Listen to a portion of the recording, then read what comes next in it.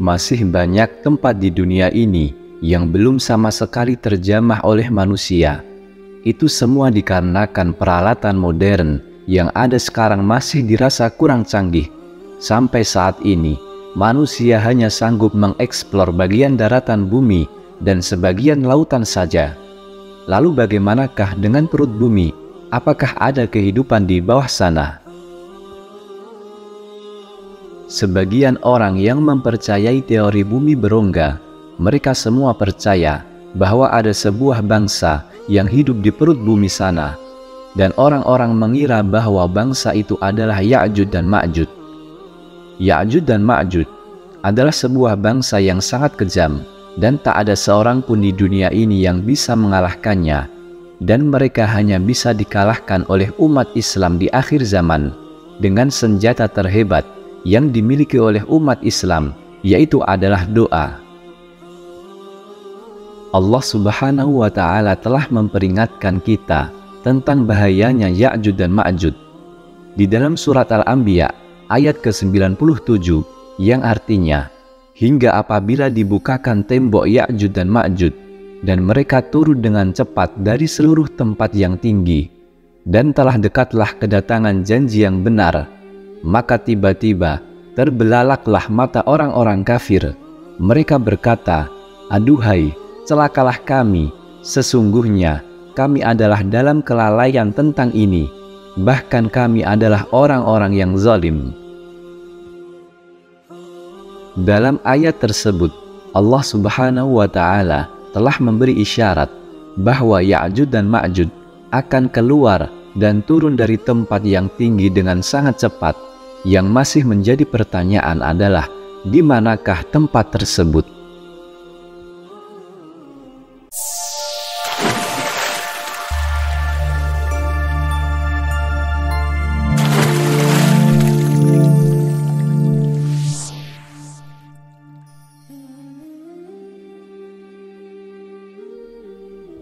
Assalamualaikum warahmatullahi wabarakatuh.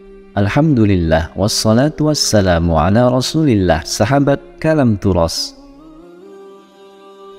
ikhwani fillah yang dirahmati Allah, pada video kali ini kita akan membahas tentang tempat keluarnya Ya'juj dan Ma'juj. Setidaknya ada 3 tempat yang diduga kuat menjadi tempat keluarnya Ya'juj dan Ma'juj. Untuk itu, di video kali ini kita akan membahas kisah tentang misteri bangsa yang hidup di perut bumi.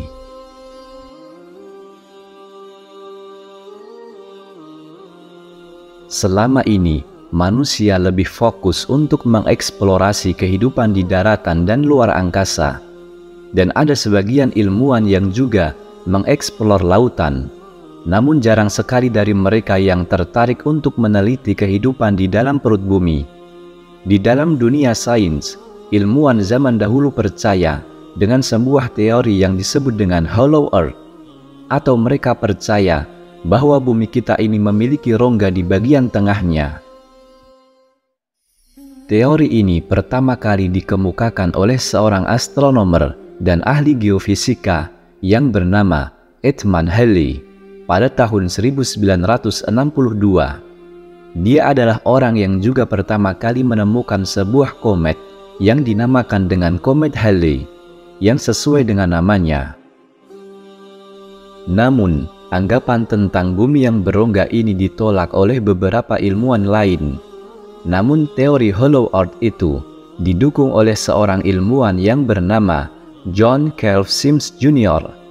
Sims yakin kalau kutub utara dan kutub selatan memiliki lubang yang bisa menghubungkan di antara keduanya. Dan jika kita lihat di dalam surat Toha ayat ke-6 sampai ke-7, Allah Subhanahu wa Ta'ala berfirman, yang artinya, kepunyaannya lah semua yang ada di langit dan semua yang ada di bumi, semua yang ada di antara keduanya, dan semua yang ada di bawah tanah. Dan jika kamu mengeraskan ucapanmu, maka sesungguhnya Dia mengetahui rahasia yang lebih tersembunyi. Al-Quran Surat Toha. Ayat ini ditafsirkan menyinggung tentang kehidupan bawah tanah, hingga memunculkan teori yang tidak dikenal manusia seperti bangsa Agartha. Menurut sebuah legenda, Agartha adalah sebuah tempat istimewa di mana seluruh penghuninya sangat sempurna. Mereka memiliki ilmu yang tinggi dan memiliki kekayaan alam yang melimpah ruah di dalam perut bumi. Kehidupan bangsa Agartha diyakini lebih modern dan maju jika dibandingkan dengan manusia yang hidup di permukaan bumi. Legenda tentang bangsa Agartha ini pertama kali berkembang di Eropa. Legenda ini pertama kali dikemukakan oleh seorang okultis yang bernama Alexander Sinyéves yang berasal dari Prancis. Alexander menceritakannya dalam sebuah buku yang terbit pada tahun 1886. Dia percaya bahwasanya lokasi tempat tinggal bangsa Agartha ini berada di bawah tanah di kawasan Tibet. Dan jika kita lihat di peta daerah Tibet cukup luas dan sangat sulit untuk mencari sebuah lubang atau portal di sana. Menurut Alexander, bangsa Agartha ini tinggal di lubang-lubang atau gua yang jauh di bawah tanah sana. Awalnya bangsa Agartha ini tinggal di permukaan bumi seperti kita, namun keberadaan mereka disingkirkan ke dalam ruang bumi yang hampa, dan diperkirakan peristiwa itu terjadi pada 3200-an sebelum Masehi. Kemudian beberapa teks Hindu-Buddha juga menyebut ada sebuah tempat bernama Sambala. Tempat ini digambarkan sebagai tempat suci yang tersembunyi. Nah, mengenai tempat suci yang tersembunyi ini, ada kisah yang berhubungan dengan hal itu.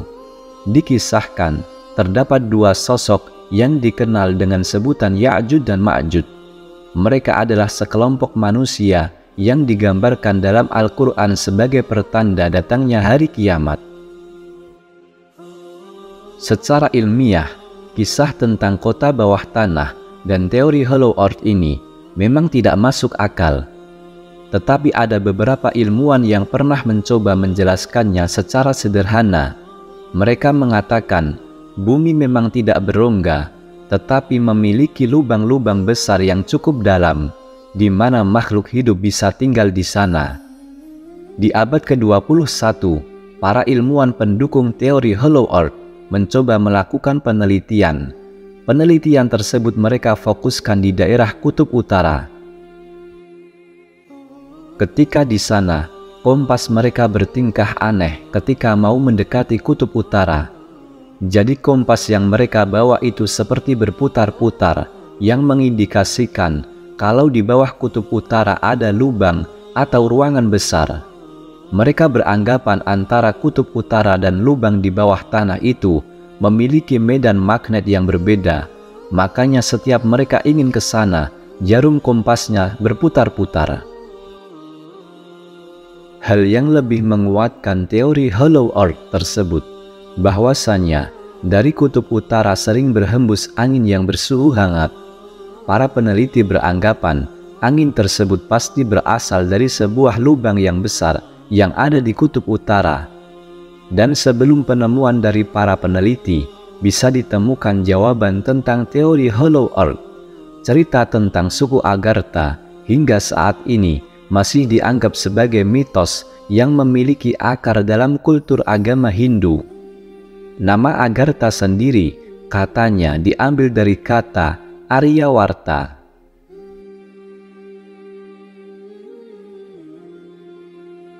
Abdullah Yusuf Ali dalam tafsir The Holy Quran di distrik Hisar, Uzbekistan yang terletak 240 km di sebelah tenggara Bukhara. Ada celah sempit di antara gunung-gunung batu, letaknya di jalur utama antara Turkistan ke India. Tempat itu sekarang bernama Buzgolkhana dalam bahasa Turki, tetapi dulu nama Arabnya adalah Bab al-Hadid. Orang Persia menyebutnya Dar-i Ahani, orang Cina menamakannya Timin Kuan. Semuanya bermakna pintu gerbang besi. Pada abad ke-7, ada seseorang pengembara asal Cina yang bernama Yuan Xiang pernah melewati pintu berlapis besi itu ketika dia hendak melakukan perjalanannya ke India. Tak jauh dari pintu besi itu ada sebuah danau yang dinamakan Iskandar Kul. Lalu 100 tahun kemudian, yaitu di tahun 842 Masehi, Khalifah Bani Abbasiyah Al-Wathiq mengutus sebuah tim untuk melakukan ekspedisi ke gerbang besi tersebut. Tim ini mengatakan di tempat itu ada sebuah gerbang di antara gunung yang lebarnya 137 meter dengan memiliki kolong besar di kiri dan kanannya. Gerbang besi itu terbuat dari balok-balok besi yang dicor dengan tambahan cairan tembaga. Nah, lubang besar yang ada di kiri dan kanannya itu berfungsi sebagai tempat bergantung daun pintu raksasa. Gambaran ini persis seperti apa yang ada di dalam surat Al-Kahfi. Pada suatu hari, Khalifah Al-Wathiq mengutus seorang pengembara terkenal yang ditugaskan untuk mengecek dinding besi tersebut. Beliau mengutus seorang pengembara yang bernama Salam Tarjuman. Singkat cerita, kemudian Salam Tarjuman pun pergi menuju pegunungan Ya'juj dan Ma'juj. Di situ ia melihat dua pegunungan yang terpisah oleh lembah. Luas lembah itu sekitar 150 meter, dan lembah itu ditutup tembok berpintu besi yang memiliki lebar kurang lebih 50 meter. Penduduk sekitar mengatakan, biasanya mereka memukul kunci pintu besi 3 kali dalam sehari. Setelah mereka lakukan itu, kemudian mereka menempelkan kuping ke dinding pintu itu, dan dari dalam ternyata mereka mendengar seperti gema teriakan. Hal ini menunjukkan bahwa di dalam pintu itu betul-betul ada makhluk jenis manusia, yang konon katanya itu Ya'juj dan Ma'juj. Kemudian pada Perang Dunia Kedua, konon kabarnya pemimpin Inggris yang bernama Winston Churchill pernah berjumpa dengan pintu gerbang besi tersebut. Kemudian, menurut Ibnu Battutah, dalam kitab Rihlah Ibnu Battutah, pegunungan Ya'juj dan Ma'juj berada di sekitaran perjalanan 6 hari dari Cina. Pendapat dari Ibnu Battutah ini sejalan dengan apa yang dikisahkan oleh Khalifah Al-Wathiq. Karena di sebelah barat Laut Cina adalah daerah Rusia, apapun tentang keberadaan dinding penutup itu, katanya dinding itu memang terbukti ada sampai sekarang di Azerbaijan dan Armenia. Tepatnya, ada sebuah pegunungan yang sangat tinggi dan keras. Dinding itu berdiri tegak seolah-olah diapit oleh 2 buah tembok yang sangat tinggi. Tempat tersebut tercantum pada peta-peta Islam ataupun peta Rusia, letaknya di Republik Georgia.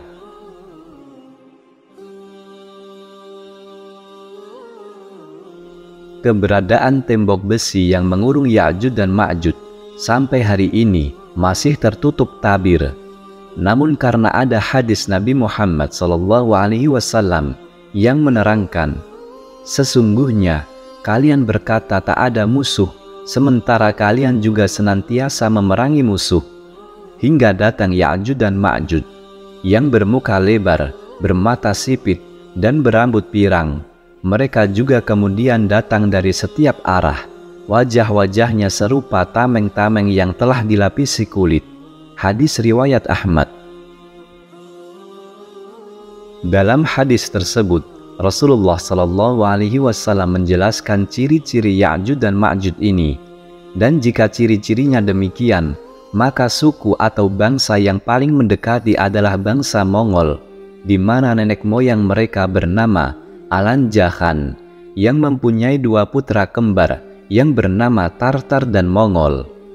Di samping itu, banyak sejarawan Muslim juga yang mengaitkan ciri-ciri Ya'juj Ma'juj itu adalah bangsa Cina.